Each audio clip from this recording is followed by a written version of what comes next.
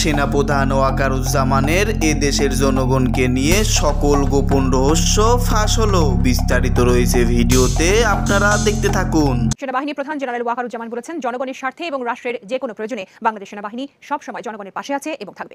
16 বছরের জঞ্জাল 16 দিনে মিটবে না, তবে 16 মাসে মেটানো গেলে তা হবে ভালো কাজ। সেনাবাহিনীর প্রধান আমাদের সেনাবাহিনীর প্রত্যেকটি সদস্যের নিরাপত্তা নিশ্চিত করে তাদেরকে ভাই বানাতে হবে, বন্ধু বানাতে হবে, দেশ রক্ষার জন্য তাদেরকে মাঠে রাখতে হবে। আসসালামু আলাইকুম সম্মানিত দর্শক শ্রোতা, আজকের এই ভিডিওটি অত্যন্ত গুরুত্বপূর্ণ, সকলেই মনোযোগ সহকারে শুনবেন এবং দেখবেন। দর্শক শ্রোতা, সেনাপ্রধান ওয়াকারুজ্জামান তাকে নিয়ে অনেক গোপন রহস্য ফাঁস করলেন বিএনপি নেতা ডক্টর ফয়জুল হক। দর্শক শ্রোতা, শেখ হাসিনা পদত্যাগ করে দেশ থেকে পালিয়ে বর্তমানে ভারতে চলে গিয়েছেন। শেখ হাসিনা পালিয়ে যাওয়ার পেছনে সেনাপ্রধানের কতটুকু হাত ছিল, এমনকি সেনাপ্রধানের বর্তমান পরিকল্পনা কি, এদেশের জনগণকে নিয়ে সেনাপ্রধানের উদ্যোগ কি, সেনাপ্রধানের পরিকল্পনা কি। ইতিমধ্যেই বিএনপি নেতা ডক্টর ফয়জুল হক সেনাপ্রধানের সকল তথ্য, অজানা সকল কথা এদেশের জনগণের মাধ্যমে ফাঁস করে দিয়েছেন। দর্শক শ্রোতা, পূর্বের ভিডিওতে এই বিষয়ে আলোচনা করেছি, সেই ভিডিওরই একটি অংশ আপনাদেরকে আবার শোনাতে চলেছি। ডক্টর ফয়জুল হক সেনাপ্রধানের সকল অজানা রহস্য, গোপন তথ্য ইতিমধ্যেই ফাঁস করে দিয়েছেন। যাই হোক, বিস্তারিত ভিডিওতে রয়েছে, আপনারা মনোযোগ সহকারে ভিডিওটি দেখতে থাকুন। সেই সেনাবাহিনীর প্রয়োজন কি আজকে শেষ হয়ে গিয়েছে? মোটেই নয়। আমি বাংলাদেশ থেকে বলছি, আমি স্বাধীনতার পরেই বাংলাদেশে প্রবেশ করেছি। আমি প্রত্যেকটা জায়গায় দেখে তাদের জন্য সত্যি অশ্রুসিক্ত হয়েছি যে আমার দেশের সেনাবাহিনী কত কষ্ট করে যাচ্ছে, কত কষ্ট করে যাচ্ছে। তারা দিন রাত নির্লস প্রচেষ্টা চালিয়ে যাচ্ছে শুধুমাত্র বাংলাদেশের এই মুহূর্তের দেশটাকে রক্ষার জন্য। আমি সেনাপ্রধান ওয়াকারুজ্জামান সাহেবের একটি বিবৃতি পর্যন্ত দেখেছি কোনো একটা পত্রিকায়, কোশ্চেন অ্যান্ড আনসার সেশনে তিনি বলেছেন ধৈর্য ধরতে হবে। 16 দিনে পরিবর্তন নয়, যদি 16 মাসেও পরিবর্তন হয় সেই পরিবর্তনকে মেনে নিয়ে সবাইকে ধৈর্য ধরতে হবে, কারণ 16 বছরের ঝঞ্ঝাল 16 দিনে শেষ হবে না।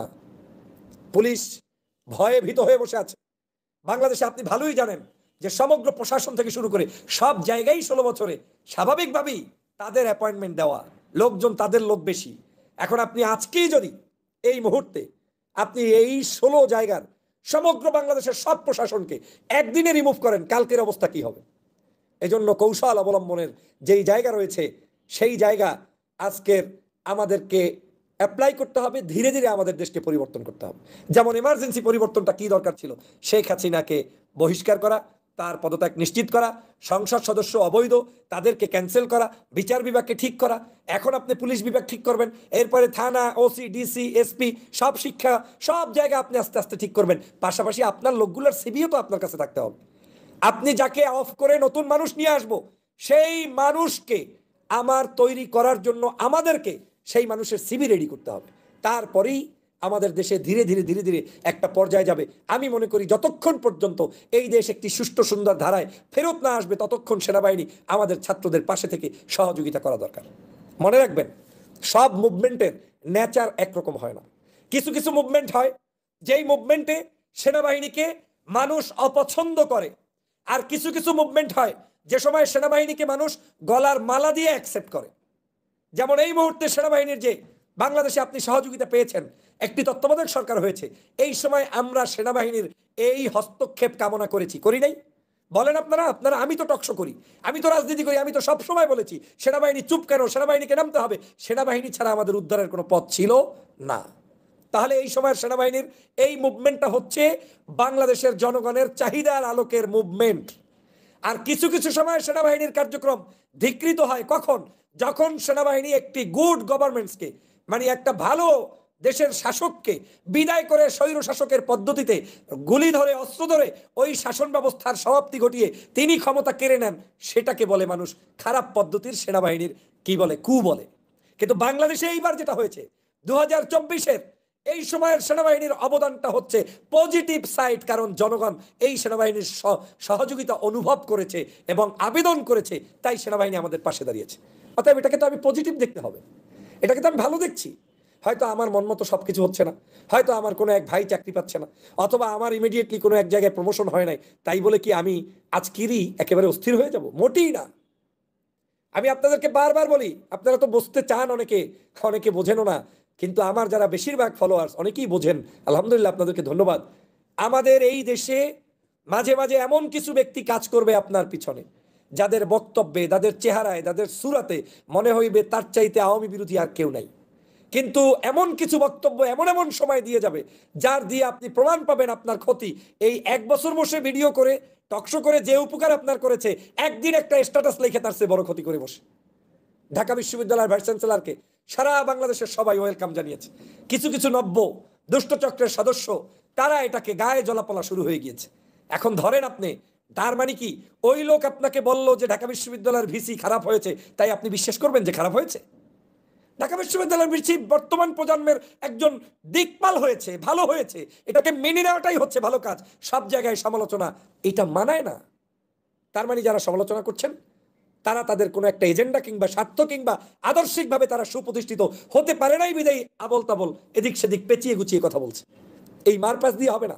আবার আপনি যখন তাদের সমালোচনা করবেন, পরের দিন আবার আপনার পক্ষে একটা ভিডিও বানাই আপনাকে একটু ঠান্ডা করবে। এটা তো কোনো আদর্শ না।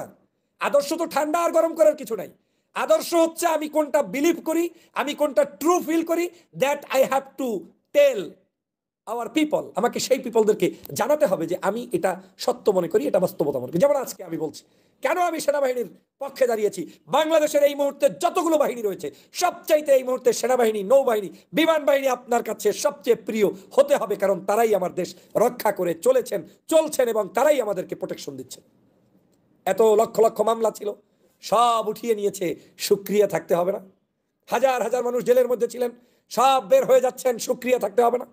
দেশ নেত্রী বেগম খালেদা জিয়া জেলের মধ্যে ছিল, এখন মুক্তি পাচ্ছেন, সুক্রিয়া থাকতে হবে না? রাজনৈতিক দল নিষিদ্ধ করেছে, 26 দিনের মাথায় তারা আবার রাজনীতি করতে পারছে, আপনার সুক্রিয়া আদায় করতে হবে না? এত প্রতিহিংসা কেন? এত প্রত্যেকটা সেকেন্ডে সেকেন্ডে আপনাদের যদি প্রত্যেকটা জায়গায় মানুষকে প্রশ্নবিদ্ধ করেন, কাজ করবেন কাকে নিয়ে আপনি? আমাদেরকে কাজ করতে হবে, আমাদেরকে দেশ গঠন করতে হবে। আমাদের এই প্রজন্মের আমি মনে করি যারা ডক্টর মোহাম্মদ ইউনূসকে এবং এই সেনাবাহিনীর প্রধান ওয়াকারুজ্জামানকে প্রশ্নবিদ্ধ করতে চায়, মনে রাখবেন তারাই তাদের বিগত দিনের বিভিন্ন কার্যক্রম দিয়ে প্রশ্নবিদ্ধ এবং তাদেরকে বিশ্বস্ততার মানদণ্ডে মানা যাবে না। কেউ এগ্রি অথবা না এগ্রি আমার কিচ্ছু যায় আসে না, বাস্তবতা তাই। যা ঘটে আমার কাছে তথ্য আছে, অমুক আছে, তমুক আছে, সেনাবাহিনীর এই করতে হবে। সেনাবাহিনীর কেউ আবার পদত্যাগও দাবি করছে যে সেনাবাহিনীর প্রধানের পদত্যাগ করবে। তো পদত্যাগ করার পরে আপনি আওয়ামী লীগের সেনাবাহিনীর প্রধান নিয়ে আসবেন? ধান্দাবাজির দাগে পান না? ভারতের কোনো একজন, আপনি যাদের এতদিন পর্যন্ত আন্দোলন করেছেন যে বৈষম্য বিরোধী, বিদেশি কোনো পরাশক্তি আমার উপরে জুলুম করতে পারবে না, অত্যাচার করতে পারবে না, আপনি কি কারো সেট আপ দেওয়া কোনো ব্যক্তিকে নিয়ে আসতে চান? এই সেনাবাহিনীর প্রধানের কারণেই তো বাংলাদেশের 5ই আগস্ট এই স্বাধীনতার বিপ্লব সূচিত হয়েছে। সেটা কি আপনার কাছে একটুবারও নিজের বিবেকে খাটে না? এতটুকু কি আমরা জানি না? এতটুকু কি জানা উচিত নয়? আমি মনে করি আজকের এই সেনাবাহিনীর সকল কর্মপদ্ধতি আমাদেরকে মানতে হবে, তাদের প্রতি শ্রদ্ধা রাখতে হবে, তাদেরকে ভালো রাখতে হবে, তাদের পাশে দাঁড়াতে হবে, তাদের ব্যাপারে পজিটিভ থিঙ্ক মানুষের মধ্যে প্রবেশ করিয়ে দিতে হবে। আমি আপনাদেরকে বলি, একটি সতর্ক করে দেই, প্রত্যেকটা বাহিনীর বিরুদ্ধে আওয়ামী ফেসিবাদের কিছু দালালরা পিছনে পিছনে লেগে গিয়েছে, যাতে একে অপরের মধ্যে মারামারি লাগে, অস্ত্রের জঞ্জানি শুরু হয়, অবিশ্বস্ততা শুরু হয়, অফিস আদালত করা বন্ধ করে, বিভিন্ন সেক্টরে তাদেরকে দমন করা যায়, বিভিন্নভাবে একে অপরের সাথে কি বলবো এটাকে, আপনাকে চরমভাবে ঘৃণা ছড়িয়ে দেওয়া হচ্ছে একটি মহল থেকে। তাদের উদ্দেশ্য কিন্তু ভালো না, নাম নিবে সংস্কারের, কাজ করবে আপনার ক্ষতি। আজকে যদি সেনাবাহিনীকে বিতর্কিত করে দিতে পারে, আর যদি সেনাবাহিনীর কোনো অফিসারের উপরে আপনার এই বিতর্কিত বক্তব্য দিয়ে তাদের উপরে কোনো এক জায়গায় অনাকাঙ্ক্ষিত আক্রমণ করতে পারে, এটা দিয়ে সেনাবাহিনীর যদি ইমেজ ডাউন করতে পারে, তাদের হৃদয়ের মধ্যে যে দেশপ্রেমের ভালোবাসা সেটা যদি কমাতে পারে, তাহলেই ওই দালালরা সার্থক। দালালদের উদ্দেশ্য সেনাবাহিনীকে ভালোবাসা না, দালালদের উদ্দেশ্য আপনাকে ভালোবাসা না। আরে ডক্টর মোহাম্মদ ইউনূস টিকে থাকবে কেমনে? যদি ইউনূস সাহেবকেই টিকে থাকতে হয় তাহলে সেনাবাহিনীর ব্যাকআপ লাগবে। পৃথিবীর কোনো মূর্খ মানুষও ভালো করে বোঝে যে একটা সরকার পতনের পরে এই দেশটাকে 12 জন 14 জন মানুষ এসে নিয়ন্ত্রণ করে ফেললো, আর আপনি বিশ্বাস করলেন? তাদের কোনো এমপি আছে, তাদের কোনো মন্ত্রী আছে, তাদের কোনো ব্যাকআপ আছে, তাদের কোনো দল আছে, তাদের কোনো সমর্থক আছে? তো সেই সরকারকে আপনি কিভাবে টিকিয়ে রাখবেন? টিকিয়ে রাখতে হলে পিছনে ব্যাকআপ থাকতে হবে, যেটা একমাত্র সেনাবাহিনী, নৌবাহিনী, বিমান বাহিনী, আর কোনো বাহিনী সম্ভব না। আর আপনারা তারপরে এটাকে মনে করতেছেন যে এটা একটা গভর্নমেন্ট, এটা একটা মনে হয় যেন নির্বাচিত সরকার। না, এটা একটা বিশেষ ক্রাইসিসের গঠিত সরকার, যেই সরকারকে আপনার সহযোগিতা করতে হবে এবং এটা দেশবাসীকে করতে হবে। এখন বলতে পারেন কেন? এটা এজন্যই করতে হবে, সমগ্র দেশবাসীকে আপনার এই সহযোগিতা করতে হবে। কারণ হচ্ছে আজকের এই সেনাবাহিনী যদি আপনার আমার বন্ধু না হতে পারে, তারা যদি আমাদের পিছন থেকে চলে যায়, তাহলে এই দেশটা আবার লুটেরারা কেড়ে নিয়ে চলে যাবে, দেশটাকে আবার ধ্বংস করে শেষ করে ফেলবে, দেশটার মধ্যে অরাজকতা তৈরি করবে, দেশটাকে শেষ করে ফেলবে। এখন এই সেনাবাহিনী আপনার আমার সবচেয়ে প্রিয় সংগঠনে রূপান্তরিত করতে হবে। আমি চ্যালেঞ্জ করে বলতে পারি, সেনাবাহিনী ছাড়া একদিন বাংলাদেশকে এই তত্ত্বাবধায়ক সরকার পরিচালনা বর্তমান পরিস্থিতির যে অবস্থা চলছে চালাতে পারবে না। কে চালাবে? আপনি বলবেন ডক্টর মোহাম্মদ ইউনূস সাহেব বাসায় বসে একটা বিবৃতি পড়লো, তাতেই কি দেশ চলবে? এই বিবৃতি এক্সিকিউট করবে কে? এই বিবৃতিটা মানে জনগণের কাছে পালন করাবে কে? করাতে হলে আমাকে এই দেশপ্রেমিক সেনাবাহিনীর সাথেই থাকতে হবে। অতএব ওয়াকারুজ্জামানকে শুধুমাত্র এই সিজনেই না, আমি মনে করি তাকে আরো এক্সটেনশন দিয়ে প্রয়োজনে, যদি এমনও হয়, আমি জানি না কতদিন এই গভর্নমেন্ট থাকবে, কতদিন তাদের প্ল্যান, যতদিনই থাকুক ততদিন অন্তত ওয়াকারুজ্জামানকে থাকতে হবে। কারণ বিপ্লবটা তার উপস্থিতিতে সংগঠিত হয়েছে, নতুন কাউকে দিয়ে ষড়যন্ত্রের মধ্যে দেশকে ফালানো যাবে না না না। অতএব কথা ক্লিয়ার। আপনারা যারা আছেন বিভিন্ন জায়গায় তো কথা শোনেন, আমার কথা হয়তো আপনাদের হয়তো একটু মিষ্টি কমও লাগতে পারে, কারণ আমি আপনাকে উচকে দিয়ে ভিন্ন পথে দাবিত করতে চাই না। আমি আপনাকে মিঠা মিঠা রেজাল্ট দিয়ে অসত্য তথ্য বলে আপনাকে উদ্গে দিতে চাই না, কারণ এটা দেশের ক্ষতি হবে। আজ প্রত্যেকটি পদে পদে সেনাবাহিনীর উপস্থিতি অত্যন্ত জরুরি। প্রিয় সহযোদ্ধা ভাইরা, শুকরিয়া আদায় করতে হবে, আল্লাহর দরবারে শুকরিয়া আদায় করেন। আমাদের প্রথম অ্যাচিভমেন্ট ছিল কি? সেটা হচ্ছে শেখ হাসিনার পতন। বাংলাদেশের মানুষ কল্পনা করতে পারে নাই যে 2029 সালের আগে কোনোদিন এই দেশে আজকের বাংলাদেশের ফ্যাসিবাদের সরকারের পতন হবে কিংবা শেখ হাসিনা বিদায় নেবে। কিন্তু আপনারা নিশ্চিত করে দেখতে পেরেছেন যে আজকের বাংলাদেশের সমগ্র মানুষ এই ফ্যাসিবাদী শেখ হাসিনার পতন নিশ্চিত করেছে সেনাবাহিনীর একটি দুর্দান্ত সাহসী মানুষ এবং সেনাবাহিনীর প্রধানের মাধ্যমে। আজকের সেই সাহসিকতার কারণে আজকের আমরা বিজয় পেয়েছি। আজকে আমাদের বিজয় হয়েছে। আজকের এই সেনাবাহিনী আমাদের জাতির জন্য একটি মেসেজ। ডক্টর মোহাম্মদ ইউনূসকে আমরা পেয়েছি, এটা আমাদের ভাগ্যের ব্যাপার। পৃথিবীর কোন রাষ্ট্রে আপনি, আমি জানি না এখনো, সরি টু সে দ্যাট, যদি আপনার কাছে তথ্য থাকে, কোন সরকার আছে কিনা তত্ত্বাবধায়ক কিংবা ছোটখাটো সরকার, যেই সরকারের দায়িত্বে এই মুহূর্তে এইরকম একজন নোবেল লরিয়েট পেয়েছে? আমার জানা নাই। কিন্তু বাংলাদেশের আপনাদের ভাগ্যবান যে আপনারা এই মুহূর্তে একজন তত্ত্বাবধায়ক সরকার প্রধান পেয়েছেন, যিনি বাংলাদেশের একজন বিখ্যাত ব্যক্তি, বিশ্বের মধ্যে একজন বিখ্যাত ব্যক্তি, এবং তিনি হচ্ছেন Nobel laureate doctor Mohammad Yunus. এখন আপনি ডক্টর আসিফ নজরুল খারাপ, ইউনূস সাহেব খারাপ, অমুক সাহেব খারাপ, প্রত্যেকদিন এইগুলা করতে করতে এই সরকার ব্যবস্থাটাকে ভেঙে ফেলবেন, এটাই হচ্ছে আপনাদের ষড়যন্ত্র, আর কিচ্ছু না। সরকার ব্যবস্থাকে পরিচালনার সময় দিতে হবে। কে কোন মেন্টালিতে কখন কিভাবে বক্তব্য দেয় সেটা আপনাকে অনুধাবন করার মতো যোগ্যতা আপনাকে থাকতে হবে। না বুঝে শুধু শুধু বললে হবে না। আজকের এই আসিফ নজরুল ছিল বিদায় বাংলাদেশের এই মুহূর্তে সাধারণ শিক্ষার্থীরা জয়যুক্ত হয়েছে। বক্তব্য 100টা দিলে 100টাই আপনার পছন্দের হতে হবে, এটাও আবার ভালো কিছু না। যার সব কথা ভালো লাগে ওই বেটার কোনো কথাই সঠিক থাকে না। এত কিছু চিন্তা করে দেশ চলবে না।